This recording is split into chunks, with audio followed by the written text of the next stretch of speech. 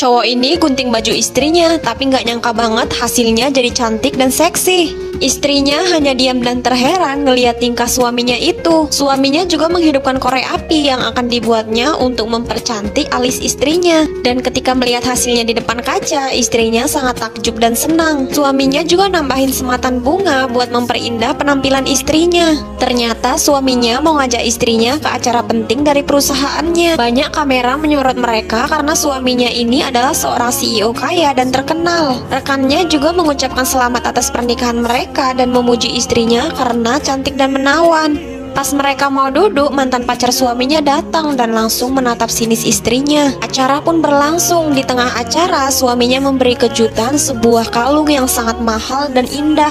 Mantan pacar suaminya sampai menahan emosi dan cemburu ngelihat kemesraan mereka. Bener-bener tipe suami masa depan ya, udah kaya, ganteng, dan romantis. Di acara pertunangannya, cowok ini justru cium cewek lain dan mempermalukan calon istrinya di depan umum. Cewek ini udah dandan cantik dan memukau karena dia akan melaksanakan acara pertunangannya dengan cowoknya ini. Cewek ini pun hadir dan membawa pacarnya. Ternyata dia sedikit cemburu karena temennya dekat dengan cewek lain. Acara pun berlangsung, MC-nya mempersilahkan cowok ini untuk berdansa dengan tunangannya. Tunangannya ini udah pede ngulurin tangannya, tapi ternyata cowoknya malah ngelewatinya dan ngajak cewek lain dansa. Mereka pun melakukan dansa yang sangat mesra. Tamu undangan pun terheran-heran kenapa bukan tunangannya yang diajak dansa. Cewek ini datang dan emosi, tapi cowoknya malah cium cewek lain di depannya. Cewek yang diajak dansa langsung pergi dan cewek ini mau nampar tunangannya, tapi buru-buru di stop temennya. Dan tiba-tiba temennya cium tangan cewek ini dan mengajaknya dansa. Ternyata temennya melakukan itu supaya dia nggak terlalu malu. Tangannya jadi cemburu juga kan. Selesai acara, cewek ini minta penjelasan ke cowok itu kenapa dia melakukan hal itu yang membuat dia merasa cemburu. Tapi ternyata cowoknya punya bukti foto kalau si cewek pernah ciuman sama cowok lain. Tuh dari tebing malah membawa cewek ini ke dunia fantastis. Pas di hutan, cewek ini dan temannya jumpa bunga teratai biru. Karena teratainya di pinggir tebing, cewek ini dipegangi sama temennya. Tapi sialnya, batu yang diinjaknya tergeser dan membuat dia terjatuh.